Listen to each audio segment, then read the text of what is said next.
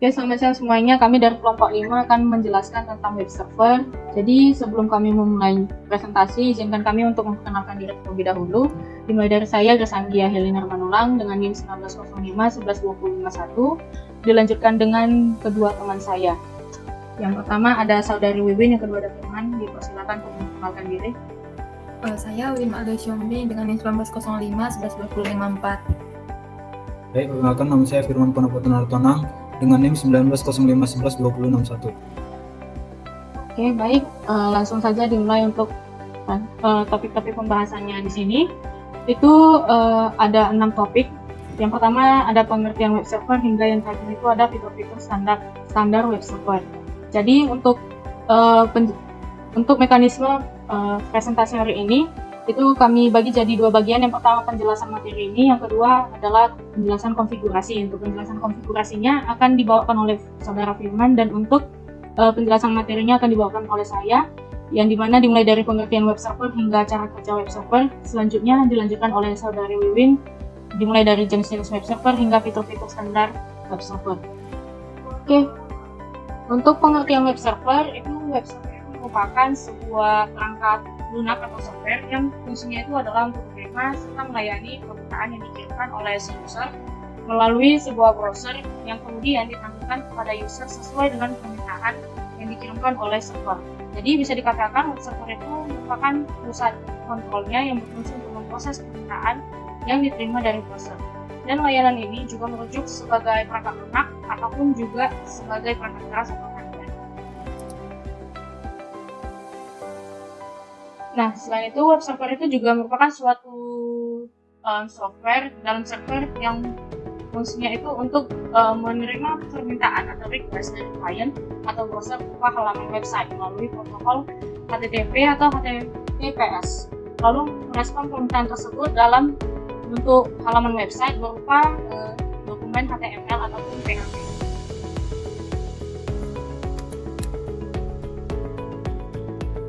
Nah, selanjutnya, web server itu juga merupakan perangkat yang berfungsi sebagai penyimpanan data website. Selain itu, web server itu juga berperan untuk mengatur semua komunikasi yang terjadi antara browser dan server dalam memproses sebuah website. Lalu kita ke fungsi dari web server itu sendiri. Jadi, fungsi utama web server itu sendiri adalah untuk memproses berbagai data yang diminta oleh web browser, yang kemudian akan diberikan hasil atau jawaban berupa dokumen, video, foto, atau beragam bentuk lainnya. Nah, selain fungsi utama, web server ini sendiri juga memiliki fungsi lain. Antaranya yang pertama, itu dapat membersihkan berbagai cache yang terdapat pada penyimpanan serta semua modul yang tidak terpakai lagi. Yang kedua itu dapat melakukan pemeriksaan terhadap sistem keamanan yang berasal dari permintaan HTTP berdasarkan kiriman dari browser. Kemudian yang ketiga, menyediakan data berdasarkan permintaan yang masuk agar dapat menjamin sistem keamanan dapat berjalan dengan lancar. Selanjutnya kita ke cara kerja dari web server. Jadi secara sederhana, tugas web server itu adalah menerima permintaan yang berasal dari klien, kemudian ia mengirimkan kembali dalam bentuk berkas kepada si klien tersebut. Bentuk berkas tersebut bisa berupa foto, video, ataupun dalam bentuk format lainnya. Dan perangkat lunak pada web server terdapat di komputer server, di mana merupakan tempat menyimpan data-data website. Di samping itu, komputer server membutuhkan akses internet agar tetap terhubung sehingga dapat diakses oleh klien. Dan ketika klien atau browser melakukan permintaan data kepada web server, maka permintaan data tersebut akan dikemas pada TCP atau Transfer Control Protocol, kemudian akan dikirimkan ke alamat yang diinginkan, yaitu HTTP ataupun HTTPS, untuk ditampilkan kembali pada browser. Lain halnya, jika data yang diminta tersebut tidak dapat ditemukan pada web server, maka secara otomatis web server akan menolak adanya permintaan tersebut dengan menampilkan notifikasi page not found atau error 404. Oke, selanjutnya itu jenis-jenis web server itu sendiri akan dijelaskan oleh saudari Wiwin. Pada saudari Wiwin, saya persilakan. Selanjutnya, saya akan membahas jenis-jenis dari web server. Pada kesempatan kali ini, jenis-jenis web servernya itu kami hanya jelaskan 3, yaitu yang pertama ada Apache, yang kedua ada Nginx, yang ketiga ada Lightspeed.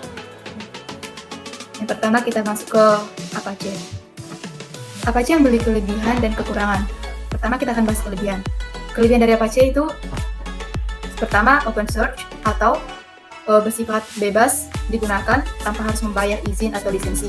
Yang kedua itu proses instalasinya mudah. Ketiga, mudah untuk dikustomisasi ataupun dirubah. Keempat, peripheral dalam web server, yaitu peripheral itu merupakan sebuah perangkat tambahan yang untuk meningkatkan kegunaan atau membantu pekerjaan dalam web server. Yang kelima itu bisa digunakan di berbagai platform. Keenam itu memiliki komunitas yang besar. Ketujuh, mudah ditemukan di internet. Kedelapan, server bisa otomatis terhubung dengan klien untuk mendapatkan tampilan web. Kemudian kita masuk ke kekurangan Apache. Pertama, Apache itu tidak bisa mengontrol web seperti IIS. IIS ini merupakan salah satu jenis web server juga yang digunakan untuk membentuk script untuk pembentukan website. Yang kedua itu kekurangannya itu gampang terserang oleh DOS atau DOS ini merupakan sistem operasi yang digunakan di komputer pribadi kita.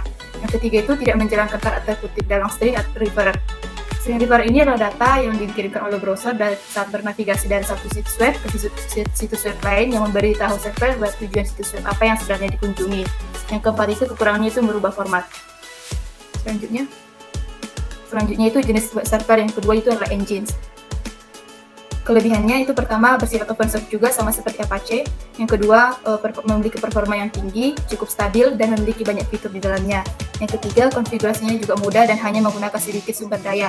Keempat itu lebih kuat untuk banyak hosting. Hosting ini merupakan klien online untuk mengelola data situs web ataupun aplikasi web. Untuk kekurangannya pertama engines ini cukup lama pada saat diupdate. Yang kedua itu Fast CGI belum bekerja sempurna. Fast CGI ini adalah sebuah protokol untuk menjembatani antara program interaktif dengan web server. Yang ketiga itu terkadang mengalami kendala pada .htaccess apabila konfigurasi webmaster tidak sesuai. Kalau htaccess ini merupakan sebuah file ekstensi tanpa nama yang biasa digunakan untuk merubah beberapa bentuk konfigurasi dalam sebuah web server. Kemudian ketiga kita masuk ke jenis web server yang ketiga itu Lightspeed. Lightspeed ini memiliki kelebihan. Pertama, memiliki performa lebih cepat. Kedua, memiliki sistem anti-DDoS atau anti-DDoS ini merupakan sebuah serangan yang dilakukan dengan cara membanjir lalu lintas jaringan internet pada server, sistem ataupun jaringan. Terus kelebihannya itu Lightspeed ini digunakan sebagai pembatas valid HTTP request. HTTP request ini di mana server membaca apa yang dikirimkan oleh klien melalui aplikasi web server. Kemudian merecover kegagalan dengan cara otomatis, mencegah terjadinya sistem overload, kompatibel dengan DirectAdmin, cPanel, dan PLSK dan Apache.htaccess, memiliki dukungan kompatibilitas menggunakan more security ataupun web aplikasi firewall yang digunakan untuk mendeteksi serangan. Untuk kekurangannya yang pertama itu memberi harga yang cukup mahal, kemudian beberapa dalam aplikasi tidak semua bisa ditransisi ataupun dialihkan. Selanjutnya untuk contoh web server yaitu ada Apache Tomcat, ada Microsoft Windows Server 2003 Internet Information Service atau IIS, kemudian ada Lightpad, terus ada Sun Java System Web Server, ada Sitami Web Server, dan Zeus Web Server. Untuk fitur-fitur standar web server, pertama ada HTTP yang digunakan untuk mengatur pertukaran data yang terjadi dalam internet, kemudian ada logging yang merupakan sebuah metode yang digunakan dalam web server, kemudian ada virtual hosting yaitu metode juga untuk menghost beberapa atau banyak web dalam satu server, kemudian ada pengaturan bandwidth, ada autentikasi ataupun pengidentifikasian pengguna, kemudian ada kompresi konten ataupun pengecilan sebuah konten. Sekian. Baik, untuk selanjutnya itu akan dilanjutkan saudara Firman Pandopatanang yakni konfigurasinya. Baik, terima kasih untuk saudari Grace dan juga saudari Wiwin. Baik, pada kesempatan kali ini saya akan menjelaskan bagaimana konfigurasi dari si web server ini. Sebenarnya kita yang pertama itu kita langsung masuk saja ke Windows Server 2012 R2-nya, lalu kita langsung masuk ke si server manajernya nih. Lalu sebelum menginstal sebelum mengkonfigurasi si web server ini, terlebih dahulu kita menginstalnya. Lalu langkah instalasinya ini sebagai berikut. Sebelum menginstal web server, terlebih dahulu kita sudah menginstal ADDS dan juga DNS. Karena kita sudah menginstalnya sebelumnya, maka kita langsung menginstal si web server saja. Langkahnya itu ialah pergi ke sini, manage, lalu add rules and features, lalu klik next, lalu pilih yang default saja, klik next, lalu pilih server yang ini, lalu klik next, lalu kita scroll ke bawah, kita cari untuk web server. kita centang, lalu kita klik add features. Lalu kita klik next lagi. Kita klik next lagi, next. Lalu di sini kita centang dari si HTTP sampai si tracing ini, kita centang semuanya untuk memaksimalkan si fungsi web server ini sampai tracing. Lalu kita klik next lagi, lalu kita klik install. Sudah sampai saat ini, kita tunggu beberapa saat sampai instalasinya selesai.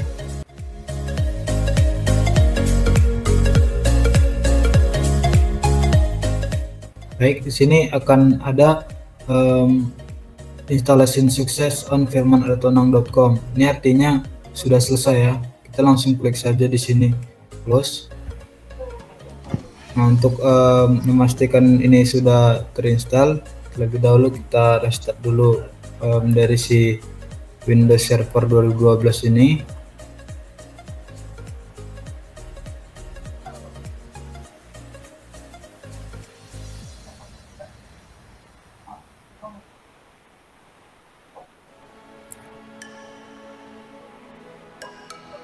Tunggu beberapa saat.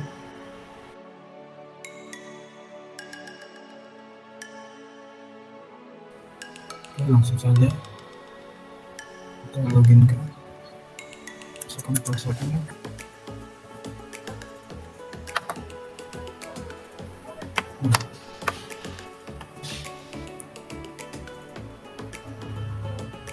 Oke, baik, kita kembali lagi ke server manager.